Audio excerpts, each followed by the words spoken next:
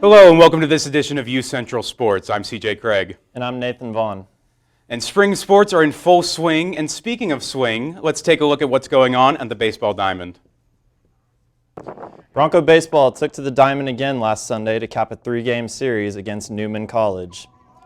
Unfortunately, the game was marked by a considerable amount of disappointment as they would lose in a close contest 1-3. UCO had only 3 hits, led by leadoff batter and shortstop Jaden Parsons, hitting 2 doubles and walking his 3rd time at the plate. Newman pitcher Asher Fink delivered the win for Newman on Sunday, with the pitching loss going to UCO pitcher Logan Owen. UCO takes to the field again tomorrow, April 1st, against Pitt State at 1 p.m. And the Broncos will remain ranked at number 19 after National Softball Coaches Association rankings were released on Tuesday. The rankings were determined by 16 head coaches from around the country. UCO finished with a total of 113 points in the ballot. Central's next matchup is a doubleheader against Newman at home this Saturday at 1 and 3 p.m. The now 28-6 Broncos helped to secure 2 more victories in their matchups on Saturday. And the UCO hockey team had a record-breaking season, finishing the season with 28 wins, 4 losses, and 1 overtime win. They recently placed second at the national championship. The team went into the national championship eager to bring home the first-place trophy. However, after 4 long and hard-fought games, the Broncos fell short, losing to Lindenwood in the finals.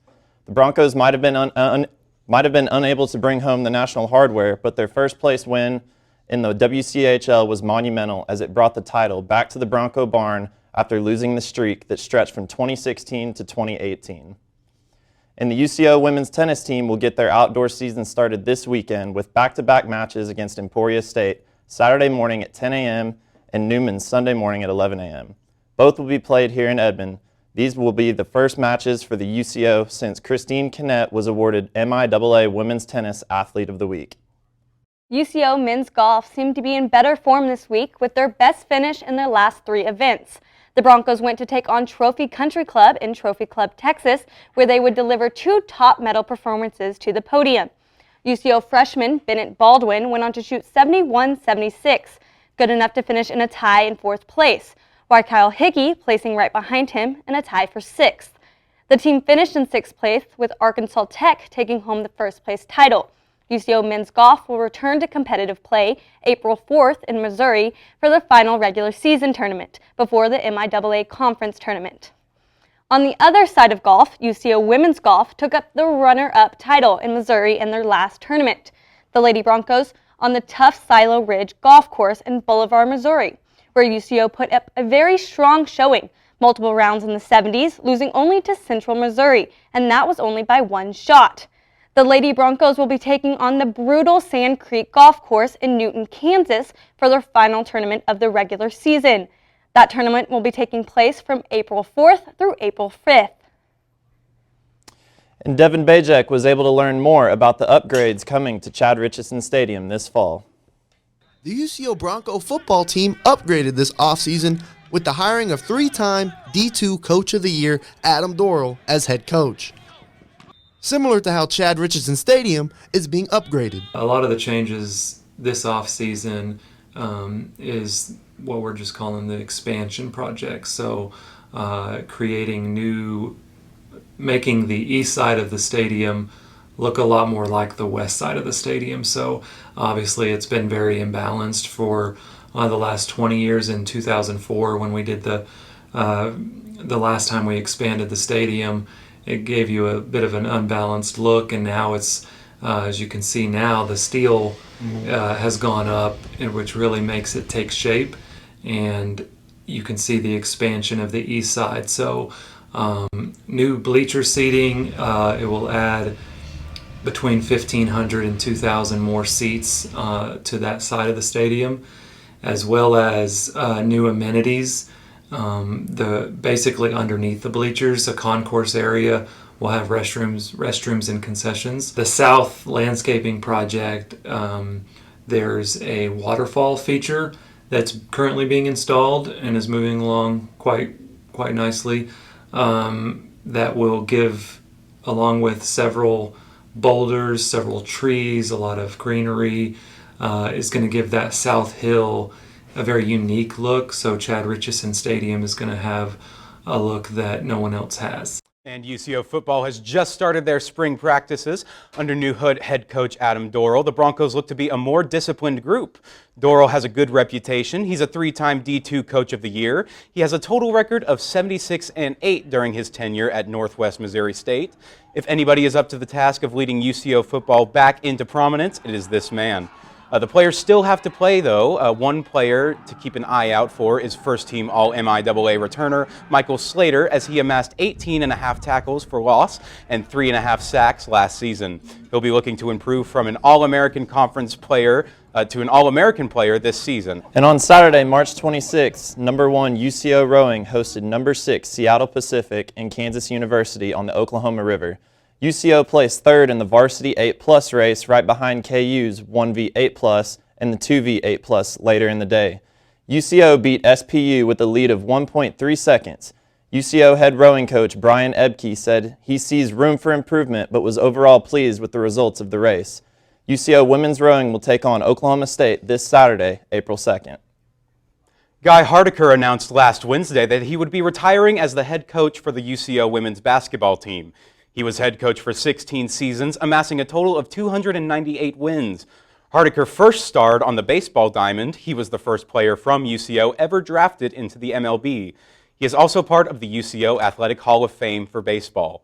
Chris Brannick had this to say about Hardiker's legacy and about assistant coach Heather Davis potentially being promoted from within. Last week, Guy Hardaker announced his retirement. Well-deserved, and all the congratulations to him for that. 16 seasons with UCO. Of course, he's an Edmond person. He was at Edmond High Schools for about 13 years before that. And then he was a UCO student athlete himself. It was Central State University. He played baseball here and is in our Hall of Fame for that. So all the congratulations to a true Bronco through and through for him. There's certainly the assistant coach has been with the program for 12 years, is applying as one of those candidates. So that's someone that's going to get a look and an interview. And there's probably some pros there for the continuity of the program, the history, knowing how things work in the MIAA, knowing how things work in the university. That the current assistant coach has probably got a good opportunity to get further along in that process than anyone else. But we'll see who applies. And on the other side, UCO's coach Bob Hoffman will be joining Brady Gray to recap their season. Stay tuned.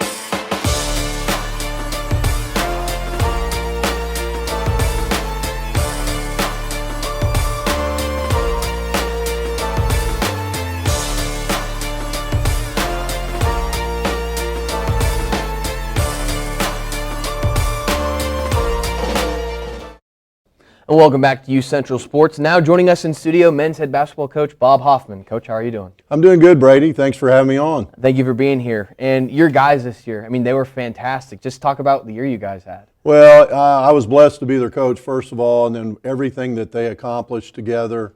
When you look back on the significance of this season and being champions of the regular season MIAA, which we had never accomplished since we've been in the league, what an amazing accomplishment. I mean, we would like to finish a little better, but we didn't. But there's nothing that I would take away from this season other than I know our guys will always be called champions. And when you look back 2 years ago when we got here and we were picked 14th out of 14th in the league to now being conference champions, I mean, that's an amazing accomplishment what these guys were able to get done.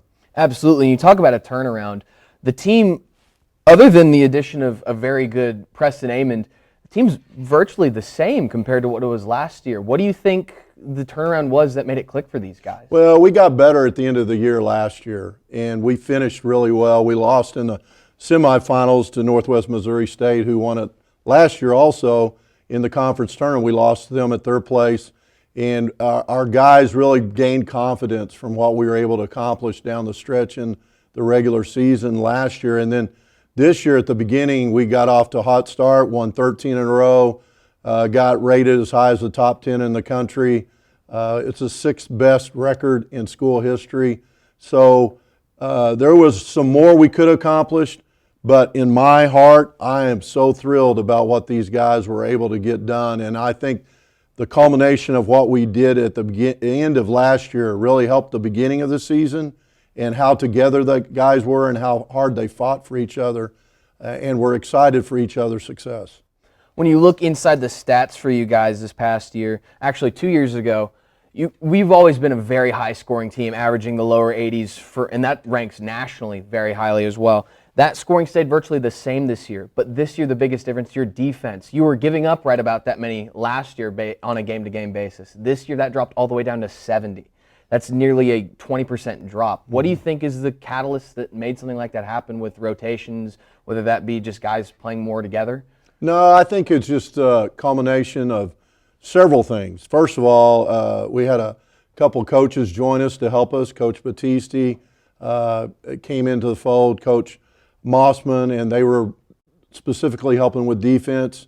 And last spring, after we lost in the conference tournament, all that spring, all we did was work on team defense. And so the moment we got into the fall season, it was apparent to all the guys. They knew that we were going to be able to score, but for us to be a championship team, we had to learn how to stop people more often. And sure enough, that's what we were able to accomplish. And it was some scheme, but it was more just attitude, mindset, and working really hard together to make it happen. You look at your players individually throughout the year. Cal Hayden was fantastic all throughout the year. He was just a stalwart there at point guard. Cam Givens dropped a 40-piece out of nowhere in one game, and it was just unreal. But I think it's safe to say that the MVP of the year was Isaiah Wade. What do you say to a kid like that, finally out the door, sadly? We're very happy, and good luck to him going forward, but what do you have to say about him and his efforts in his UCO career? Well, Isaiah was first-team all-conference, played in the Division II All-Star game last week, ended up with 24 and 11 in that game, 9 of 12 from the field. He's going to have a chance to play for money. More importantly, we want him to graduate. He's really close to finishing, and he was a great leader for this team. And then you look, like you mentioned, to Callan Hayden and Cam Givens, who will be back next year. Both those guys were all-conference also. Jaden Wells got some recognition in the league. So we have a great nucleus back, but Isaiah was tremendous in all he did for our team. He redshirted 1 year and then had 2 great seasons, propelling us to where we got this season. With that nucleus coming back, like you said, this team this year was so much fun to watch. Cal Hayden was just a spark plug. Jaden Wells would light it up, and Isaiah Wade was as high-flying as they come. With this nucleus coming back, do you think this team, in the way they play at least, is going to look similar next season?